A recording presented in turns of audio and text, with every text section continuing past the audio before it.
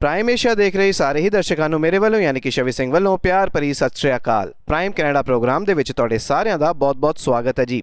Prime Canada programme ਦੇ ਵਿੱਚ ਇੱਕ ਹੋਰ ਕਿਸ਼ਤ ਅਸੀਂ ਲੈ ਕੇ ਆ ਰਹੇ ਹਾਂ, ਜਿਸ ਦੇ ਵਿੱਚ ਅਸੀਂ ਗੱਲਬਾਤ ਕਰਾਂਗੇ ਤੁਹਾਡੇ ਫਾਈਨੈਂਸਿਸ ਤੋਂ ਲੈ ਕੇ ਤੁਹਾਡੀ ਇੰਸ਼ੋਰੈਂਸਿਸ ਤੋਂ ਲੈ ਕੇ ਫਾਈਨੈਂਸਿਸ ਨੂੰ ਬਿਹਤਰ ਕਿਵੇਂ ਬਣਾਉਣਾ ਹੈ। ਔਰ ਹਮੇਸ਼ਾ ਦੀ ਤਰ੍ਹਾਂ ਜਿਹੜੇ ਐਕਸਪਰਟ ਨੇ ਗ੍ਰੇਟ ਵੇ ਫਾਈਨੈਂਸ਼ੀਅਲ ਤੋਂ ਰੇਨੂ ਗਰੇਵਾਲ ਜੀ, ਉਹ ਸਾਡੇ ਨਾਲ ਜੁੜ ਚੁੱਕੇ ਨੇ ਜੀ। ਜਾਂ ਅਸੀਂ ਕਹੀਏ ਕਿ ਅਸੀਂ ਇਹਨਾਂ ਨਾਲ ਅੱਜ ਇੱਥੇ ਇੱਕ ਬਹੁਤ ਹੀ ਸੋਹਣੀ ਬੈਲਕਨੀ ਹੋਟਲ ਬੈਲਕਨੀ ਦੇ ਵਿੱਚ ਇੰਟਰਵਿਊ ਕਰ ਰਹੇ ਹਾਂ। ਰੇਨੂ ਜੀ, ਬਹੁਤ-ਬਹੁਤ ਸ਼ੁਕਰੀਆ, ਤੁਸੀਂ ਸਾਡੀ ਟੀਮ ਨੂੰ ਸੱਦਿਆ ਜੀ।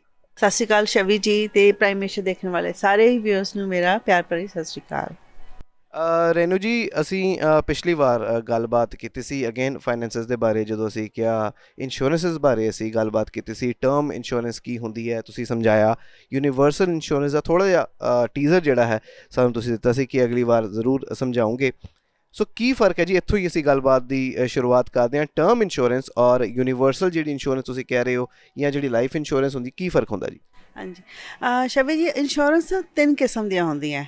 ਟਰਮ ਜਿਹੜੀ ਕਿ ਥੋੜ੍ਹੇ ਸਮੇਂ ਲਈ ਹੁੰਦੀ ਹੈ, ਫਿਰ ਆ ਜਾਂਦੀ ਹੈ ਹੋਲ ਲਾਈਫ, ਫਿਰ ਆ ਜਾਂਦੀ ਹੈ ਯੂਨੀਵਰਸਲ ਲਾਈਫ। ਆਪਾਂ ਪਹਿਲਾਂ ਗੱਲ ਹੋਲ ਲਾਈਫ ਦੀ ਕਰਦੇ ਹਾਂ। ਹੋਲ ਲਾਈਫ ਕੀ ਹੈ? ਟਰਮ ਦਾ ਜਿਵੇਂ ਆਪਣਾ ਕਹਿੰਦਾ ਟਾਈਟਲ ਹੀ ਕਹਿੰਦਾ ਟਰਮ ਲਈ ਹੈ।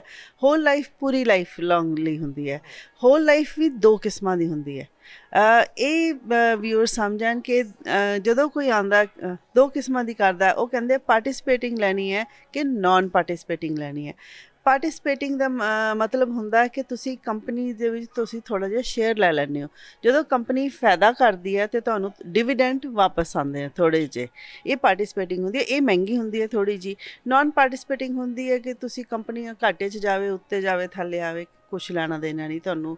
500 ਦੀ ਕੀਤੀ ਹੈ, 500 ਮਿਲ ਜਾਣਗੇ। ਅਤੇ ਆਮ ਇਹ ਵੀ ਦੇਖਿਆ ਗਿਆ ਕਿ ਪਾਰਟਿਸਿਪੇਟਿੰਗ ਲੈ ਲੈਂਦੇ ਆ ਸਾਰੇ। ਪਾਰਟਿਸਿਪੇਟਿੰਗ ਹੁੰਦਾ ਵੀ ਡਿਵੀਡੈਂਡ ਮਿਲਣਗੇ, ਹੈ ਨਾ। ਡਿਵੀਡੈਂਡ ਤੁਸੀਂ ਇਹ ਸਮਝੋ ਤਾਂ ਹੀ ਮਿਲਣਗੇ ਜੇ ਕੰਪਨੀ ਫਾਇਦੇ 'ਚ ਜਾ ਰਹੀ ਹੈ। ਅਤੇ ਕਿੰਨਾ ਮਿਲਦਾ ਡਿਵੀਡੈਂਡ? ਜਿੱਦਾਂ ਜਿੱਦਾਂ ਟਾਈਮ ਲੰਘ ਰਿਹਾ, ਕਿਉਂਕਿ ਇੰਸ਼ੋਰੈਂਸ ਕੰਪਨੀਜ਼ ਨੂੰ ਪੇ ਆਊਟ ਕਰਨਾ ਪੈਂਦਾ, ਤਾਂ ਉੱਦਾਂ ਹੀ ਉਹਨਾਂ ਦਾ ਪ੍ਰੋਫਿਟ ਲੈਵਲ ਥੋੜ੍ਹਾ ਘਟਦਾ ਜਾਂਦਾ। ਸੋ ਉਸ ਹਿਸਾਬ ਨਾਲ ਆਉਣ ਵਾਲੇ ਸਮੇਂ 'ਚ ਇਹ ਅਨੁਮਾਨ ਲਗਾਇਆ ਜਾ ਰਿਹਾ ਕਿ ਡਿਵੀਡੈਂਡ ਬਹੁਤ ਥੋੜ੍ਹਾ ਰਹਿ ਜਾਣਾ। ਸੋ ਉਹਦਾ ਫਾਇਦਾ ਨਹੀਂ, ਕਿਉਂਕਿ ਤੁਸੀਂ ਪੈਸੇ ਵੀ ਜ਼ਿਆਦਾ ਦੇ ਰਹੇ ਹੋ। ਪਲੱਸ ਇੱਕ ਤੁਹਾਨੂੰ ਐਗਜ਼ਾਮਪਲ ਹੀ ਦਿੰਦੀ ਹਾਂ। ਜਿਵੇਂ ਤੁਹਾਨੂੰ ਪਤਾ ਮੇਰੀ ਹਰ ਗੱਲ ਵੀ ਜਿਹੜੀ ਹੁੰਦੀ ਐਗਜ਼ਾਮਪਲ ਨਾਲ ਹੀ ਹੁੰਦੀ ਹੈ। ਮੇਰੇ ਬੇਟੇ ਦੀ ਅਸੀਂ ਕੀਤੀ ਸੀਗੀ, ਮੇਰੇ ਹਸਬੈਂਡ ਨੇ। ਉਦੋਂ ਉਹ 21 ਸਾਲ ਦਾ ਸੀ, ਛੋਟਾ ਸੀਗਾ। 21 ਸਾਲ ਯੂਨੀਵਰਸਲ ਸੀ ਜੀ? ਨਹੀਂ ਜੀ, ਹੋਲ ਲਾਈਫ ਪਾਰਟਿਸਿਪੇਟਿੰਗ। ਹਾਂਜੀ। ਅਤੇ ਉਹਨਾਂ ਨੇ ਜਿੱਦਾਂ ਆਪ ਵੀ ਫੀਲਡ ਵਿੱਚ ਥੋੜ੍ਹੇ ਨਵੇਂ ਸੀਗੇ ਅਤੇ ਉਹ ਵੀ ਸੀਗੇ, ਬਹੁਤ ਵਧੀਆ ਚੀਜ਼ ਅਸੀਂ ਦੇ ਰਹੇ ਹਾਂ ਅਤੇ ਸੋਚਿਆ ਵੀ ਅਸੀਂ ਇਹੀ ਸੀਗਾ। 21 ਸਾਲ ਦੇ ਨੂੰ ਉਹਨੂੰ $225 ਪ੍ਰੀਮੀਅਮ ਦੇ ਰਿਹਾ ਸੀਗਾ। $500,000 ਦੀ ਉਹਦੀ ਅਸੀਂ ਕਰਤੀ ਸੀ ਵੀ ਚਲੋ ਸ਼ੁਰੂਆਤ, ਬੱਚਾ ਸ਼ੁਰੂ ਹੋ ਰਿਹਾ, ਇੱਥੋਂ ਸ਼ੁਰੂ ਕਰੀਏ।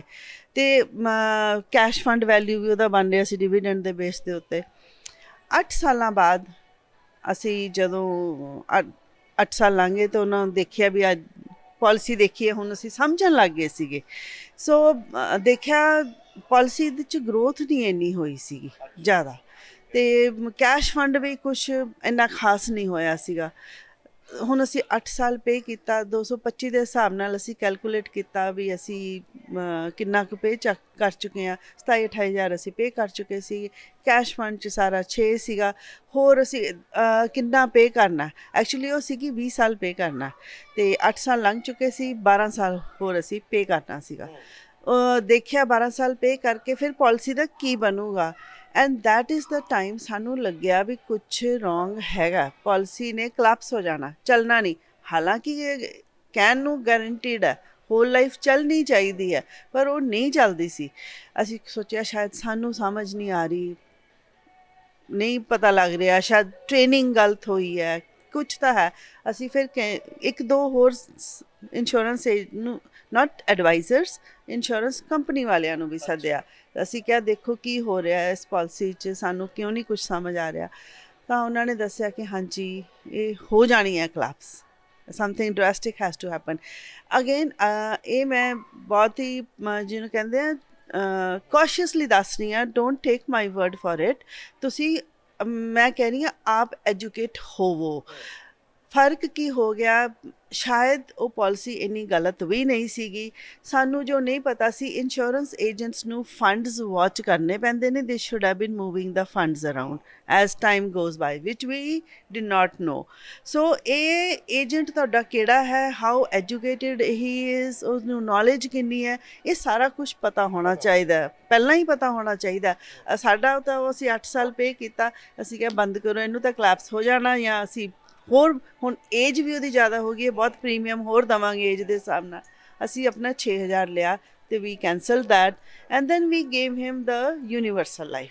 ਸੋ ਯੂਨੀਵਰਸਲ ਲਾਈਫ ਜਦ ਤੱਕ ਅਸੀਂ ਹੁਣ ਸਮਝ ਪਾ ਰਹੇ ਹਾਂ ਰੇਨੂ ਜੀ, ਤੁਸੀਂ ਐਗਜ਼ਾਮਪਲ ਜਿਹੜਾ ਦਿੱਤਾ ਬਹੁਤ ਹੀ ਵਧੀਆ ਦਿੱਤਾ ਕਿ ਕਈ ਵਾਰ ਇੰਸ਼ੋਰੈਂਸ ਅਸੀਂ ਕਰਾਈਆਂ ਹੁੰਦੀਆਂ, ਸੋ ਤੁਹਾਡੇ ਆਲਰੇਡੀ ਪਲਾਨਸ ਹੁੰਦੇ ਨੇ, ਸੋ ਐਡਵਾਈਜ਼ਰ ਨੂੰ ਦਿਖਾਣਾ, ਉਹਦੇ ਨਾਲ ਡਿਸਕਸ ਕਰਨਾ ਉਹ ਵੀ ਬਹੁਤ ਜ਼ਰੂਰੀ ਹੈ ਮੇਰੇ ਹਿਸਾਬ ਨਾਲ, ਤਾਂ ਕਿ ਤੁਸੀਂ ਜਿਵੇਂ ਇਹਨਾਂ ਨੇ ਐਗਜ਼ਾਮਪਲ ਦਿੱਤਾ ਕਿ ਤੁਹਾਨੂੰ ਲੱਗਦਾ ਹੈ ਕਿ ਇਹਦੇ ਵਿੱਚ ਕੋਈ ਗਰੋਥ ਨਹੀਂ ਹੋ ਰਹੀ ਜਾਂ ਕੀ ਇਨਵੈਸਟਮੈਂਟ ਹੈ, ਚਲੋ ਪੈਸੇ ਤਾਂ ਜਾ ਰਹੇ ਨੇ ਪਰ ਕਿਵੇਂ ਉਹਨੂੰ ਅਸੀਂ ਫਾਇਦਾ ਉਹਦਾ ਲੈ ਸਕਦੇ ਹਾਂ, ਕੀ ਉਹਦਾ ਫਾਇਦਾ ਹੋ ਸਕਦਾ ਹੈ, ਕੀ ਫਾਇਦਾ ਹੋਏਗਾ ਜਾਂ ਨਹੀਂ ਹੋਏਗਾ, ਸਾਰਾ ਕੁਝ ਤੁਸੀਂ ਐਡਵਾਈਜ਼ਰ ਤੋਂ ਜਿਹੜਾ ਉਹ ਲੈ ਸਕਦੇ ਹੋ। ਅਤੇ ਰੇਨੂ ਜੀ ਉਸ ਤੋਂ ਬਾਅਦ ਤੁਸੀਂ ਕਰਾਈ ਯੂਨੀਵਰਸਲ ਇੰਸ਼ੋਰੈਂਸ, ਯੂਨੀਵਰਸਲ ਦੇ ਵਿੱਚ ਕੀ ਹੁੰਦਾ ਜੀ?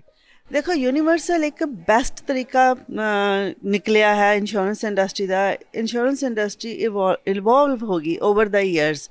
ਹੁਣ ਕੀ ਕਰਦੇ ਆ, ਇੰਸ਼ੋਰੈਂਸ ਦੇ ਵਿੱਚ ਹੀ ਤੁਹਾਡਾ ਇੱਕ ਬਕਟ, ਜਿਵੇਂ 3 ਤੁਸੀਂ ਬਕਟਸ ਲੈ ਲਓ, ਇੱਦਾਂ ਹੀ ਇੱਕ ਬਕਟ ਦੇ ਵਿੱਚ ਹੁੰਦੀ ਹੈ ਇੰਸ਼ੋਰੈਂਸ, ਦੂਸਰੀ ਬਕਟ ਦੇ ਵਿੱਚ ਹੁੰਦੀ ਹੈ ਤੁਹਾਡੀਆਂ ਜਿਹੜੇ ਤੁਸੀਂ ਪ੍ਰੀਮੀਅਮ ਪਾ ਰਹੇ ਹੋ, ਤੀਜੀ ਬਕਟ ਕਰ ਲਓ ਜਿਹੜਾ ਇਨਵੈਸਟਮੈਂਟ ਆ।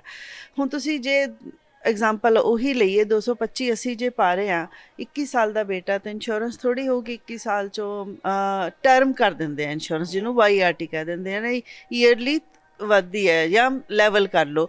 ਉਹ ਪੈਸੇ 225 'ਚੋਂ ਜਿੰਨੇ ਦੀ ਇੰਸ਼ੋਰੈਂਸ ਹੈ, 50, 100, 150 depending on the age, $500,000 the he example ਰੱਖਦੇ ਹਾਂ, ਉੱਧਰ ਬਕਟ 'ਚ ਚਲੇ ਜਾਊਗਾ ਵੀ ਇਹਦੇ 'ਚ ਤੁਹਾਡੀ ਇੰਸ਼ੋਰੈਂਸ ਦੇ ਪੈਸੇ ਚਲੇ ਗਏ। ਹੁਣ ਬਾਕੀ ਪੈਸਾ ਬਚ ਗਿਆ। ਹੁਣ ਪੈਸੇ ਆਪਾਂ ਹੋਲ ਲਾਈਫ 'ਚ ਵੀ 225 ਦਿੱਤੇ ਸੀ, ਇੱਥੇ ਵੀ 225 ਦੇ ਰਹੇ ਹਾਂ, ਕੋਈ ਫਰਕ ਨਹੀਂ ਗਾ। ਪਰ 225 'ਚੋਂ ਜਿਹੜਾ ਪੈਸਾ ਬਚ ਗਿਆ ਉਹ ਤੁਹਾਡੀ ਇਨਵੈਸਟਮੈਂਟ ਬਕਟ 'ਚ ਚਲੇ ਜਾਂਦਾ। ਫਿਰ ਉਹ ਜਿਹੜਾ ਗਰੋਥ ਹੁੰਦੀ ਆ, ਆਫਕੋਰਸ ਉਹ ਗਰੋਥ ਵੀ ਇੱਕ ਟੈਕਸ ਫਰੀ ਹੁੰਦੀ ਹੈ, ਔਰ ਉਹ ਤੁਹਾਨੂੰ ਐਕਸੈਸਿਬਲ ਹੁੰਦੀ ਹੈ ਕਿ ਤੁਸੀਂ ਉਹਦੇ 'ਚੋਂ ਜੇ ਲੋੜ ਪੈ ਜਾਵੇ ਤਾਂ ਪੈਸਾ ਕਢਾ ਵੀ ਸਕਦੇ ਹੋ। ਜੇ ਤੁਹਾਨੂੰ ਚਾਹੋ ਤਾਂ ਤੁਹਾਨੂੰ ਹੁਣ ਪਤਾ ਵੀ ਇੰਸ਼ੋਰੈਂਸ ਦੇ ਪੈਸੇ ਤਾਂ ਜਿੰਨੇ ਜਾਣੇ ਉਨੇ ਹੀ ਰਹਿਣੇ ਆ। ਹੁਣ 225 ਦੀ ਥਾਂ 'ਤੇ ਮੈਂ ਕੱਲ੍ਹ ਨੂੰ 500 ਪਾ ਦਾਂ, 1000 ਪਾ ਦੇਵਾਂ, ਉਹ ਸਾਰਾ ਜਿਹੜਾ ਵਾਧੂ ਪੈਸਾ ਪਾ ਰਹੀ ਹਾਂ ਉਹ ਇਨਵੈਸਟਮੈਂਟ ਵਿੱਚ ਹੀ ਜਾਣਾ ਹੈ ਨਾ। ਉਹ ਇੰਸ਼ੋਰੈਂਸ ਦੀ ਤੁਹਾਡੀ ਕਾਸਟ ਆਲਰੇਡੀ ਨਿਕਲ ਰਹੀ ਹੈ। ਸੋ ਤੁਹਾਡੀ ਇਨਵੈਸਟਮੈਂਟ ਤੁਸੀਂ ਵਧਾ ਵੀ ਸਕਦੇ ਹੋ। ਤੁਸੀਂ ਕਿਸੇ ਟਾਈਮ 'ਤੇ ਇਹੋ ਜਿਹਾ ਆਉਂਦਾ ਕਿ ਕਈ ਵਾਰੀ ਹਾਲਾਤ ਦਾ ਪਤਾ ਨਹੀਂ ਲੱਗਦਾ, ਤੁਸੀਂ ਪੈਸੇ ਨਹੀਂ ਦੇ ਪਾਉਂਦੇ, ਤਾਂ ਤੁਸੀਂ ਜਾਂ ਤੁਹਾਨੂੰ ਚਾਹੀਦੇ ਨੇ, ਤੁਸੀਂ ਉਸਨੂੰ ਘਟਾ ਵੀ ਸਕਦੇ ਹੋ। 225 ਦੀ ਥਾਂ 'ਤੇ ਮੈਂ ਕੱਲ੍ਹ ਨੂੰ ਕਹਾਂ ਜੀ ਮੈਂ ਤਾਂ ਹੁਣ 100 ਹੀ ਪਾਉਣੇ ਆ, ਕੋਈ ਇਸ਼ੂ ਨਹੀਂ ਹੈ, 100 ਹੀ ਪਾ ਲਓ। ਜਾਂ ਮੈਂ ਕਹਾਂ ਜਾਂ 2-4 ਮਹੀਨੇ ਮੈਂ ਬੰਦ ਕਰਨੇ ਆ। ਨੋਰਮਲੀ ਤੁਸੀਂ ਦੇਖੋਗੇ ਜੇ 1 ਮਹੀਨਾ ਵੀ ਤੁਸੀਂ ਪੈਸੇ ਨਹੀਂ ਦਿੱਤੇ, ਤੁਹਾਡੀ ਇੰਸ਼ੋਰੈਂਸ ਖਤਮ ਹੈ ਨਾ। ਉਹਦੇ 'ਚ ਖਤਮ ਨਹੀਂ ਹੁੰਦੀ ਤੁਹਾਡੀ ਇੰਸ਼ੋਰੈਂਸ, ਉਹ ਸਾਰਾ ਕੁਝ ਚੱਲਦਾ ਰਹਿੰਦਾ। ਔਰ ਉਹ ਕਹਿੰਦੇ ਕੋਈ ਗੱਲ ਨਹੀਂ, ਨਾ ਦਿਓ। ਸੋ ਫਲੈਕਸੀਬਿਲਿਟੀ ਬਹੁਤ ਆ ਜਾਂਦੀ ਹੈ। ਮੈਨੂੰ ਲੱਗਦਾ ਹੈ ਕਿ ਇਹ ਬਹੁਤ ਹੀ ਇੱਕ ਵੱਡਾ ਟੌਪਿਕ ਹੈ, ਕਿਉਂਕਿ ਯੂਨੀਵਰਸਲ ਜਿਹੜੀ ਇੰਸ਼ੋਰੈਂਸ ਰੇਨੂ ਜੀ ਕਹਿ ਰਹੇ ਨੇ, ਉਸ ਦੇ ਵਿੱਚ ਸਮਝਣ ਵਾਲੀਆਂ ਬਹੁਤ ਸਾਰੀਆਂ ਗੱਲਾਂ ਨੇ ਕਿ ਤੁਸੀਂ ਯੂਨੀਵਰਸਲ ਜਿਹੜੀ ਇੰਸ਼ੋਰੈਂਸ ਹੈ ਉਹ ਕਿਉਂ ਕਰਾਓ ਔਰ ਇਹਨਾਂ ਤੋਂ ਕਿਉਂ ਕਰਾਓ, ਆ ਵੀ ਇੱਕ ਬਹੁਤ ਵੱਡਾ ਸਵਾਲ ਹੈ। ਸੋ ਗ੍ਰੇਟਵੇ ਫਾਈਨੈਂਸ਼ੀਅਲ ਤੋਂ ਤੁਸੀਂ ਹਮੇਸ਼ਾ ਉਹਨਾਂ ਨੂੰ ਰਿਪਰੈਜ਼ੈਂਟ ਕਰਦੇ ਹੋ। ਰੇਨੂ ਜੀ ਤੁਹਾਡੀ ਜਿਹੜੀ ਟੀਮ ਹੈ, ਤੁਸੀਂ ਆਪਣਾ ਨੰਬਰ ਔਰ ਕੰਟੈਕਟ ਜਿਹੜਾ ਹੈ ਉਹ ਵੀ ਦਿਓ ਜੀ। ਹਾਂਜੀ, ਮੇਰਾ ਨੰਬਰ ਹੈ ਜੀ 7785522488 ਅਤੇ ਈਮੇਲ ਵੀ ਕਰ ਸਕਦੇ ਹੋ, first name last name Renu Grewal @gatewayfinancial.ca।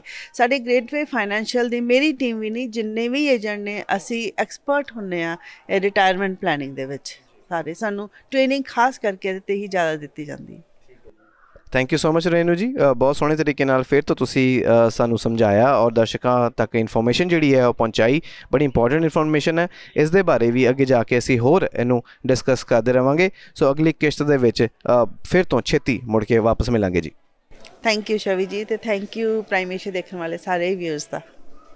Thank you ਜੀ ਤੁਹਾਡੇ ਸਾਰਿਆਂ ਦਾ ਵੀ। ਤੁਹਾਡੇ ਮਨ ਦੇ ਵਿੱਚ ਕੋਈ ਵੀ ਸਵਾਲ ਜੇ ਆਉਂਦਾ ਹੈ ਤੁਹਾਨੂੰ ਫਾਈਨੈਂਸਿਸ ਨੂੰ ਲੈ ਕੇ, ਜਾਂ ਫਿਰ ਤੁਹਾਨੂੰ ਲੱਗਦਾ ਹੈ ਕਿ ਕਿਵੇਂ ਇਹਨੂੰ ਬਿਹਤਰ ਬਣਾਈਏ। ਤੁਹਾਡੀ ਐਗਜ਼ਿਸਟਿੰਗ ਪਾਲਿਸੀ ਜਿਵੇਂ ਰੇਨੂ ਜੀ ਨੇ ਦੱਸਿਆ ਤੁਹਾਡੇ ਕੋਲ ਜੇ ਹੋਵੇ ਤੁਸੀਂ ਉਹਨਾਂ ਨੂੰ ਵੀ ਰਿਵਿਊ ਕਰਵਾ ਸਕਦੇ ਹੋ, ਫ੍ਰੀ ਆਫ ਕਾਸਟ ਕਰਕੇ ਦਿੰਦੇ ਨੇ ਜੀ, ਉਹਦੇ 'ਚ ਕੋਈ ਚਾਰजेस ਨਹੀਂ ਹੁੰਦੇ। ਸੋ ਉਸ ਤੋਂ ਬਾਅਦ ਉਸ ਨੂੰ ਕਿਵੇਂ ਬਿਹਤਰ ਕਰਨਾ ਹੈ ਉਸ ਦੇ ਆਈਡੀਆਜ਼ ਵੀ ਤੁਸੀਂ ਗ੍ਰੇਟਵੇ ਫਾਈਨੈਂਸ਼ੀਅਲ ਤੋਂ ਰੇਨੂ ਜੀ ਦੀ ਟੀਮ ਤੋਂ ਲੈ ਸਕਦੇ ਹੋ। ਅੱਜ ਦੇ ਪ੍ਰੋਗਰਾਮ ਦੇ ਵਿੱਚ ਇੰਨਾ ਹੀ। ਅਗਲੇ ਐਪੀਸੋਡ ਦੇ ਵਿੱਚ ਕਿਸੇ ਹੋਰ ਸ਼ਖਸੀਅਤ ਦੇ ਨਾਲ ਕਿਸੇ ਹੋਰ ਟੌਪਿਕ ਤੇ ਕਰਾਂਗੇ ਗੱਲਬਾਤ। ਤੁਸੀਂ ਸਾਰੇ ਦੇਖਦੇ ਰਹੋ ਪ੍ਰਾਈਮ ਏਸ਼ੀਆ ਟੀਵੀ, ਤੁਹਾਡਾ ਆਪਣਾ, ਤੁਹਾਡੇ ਲਈ।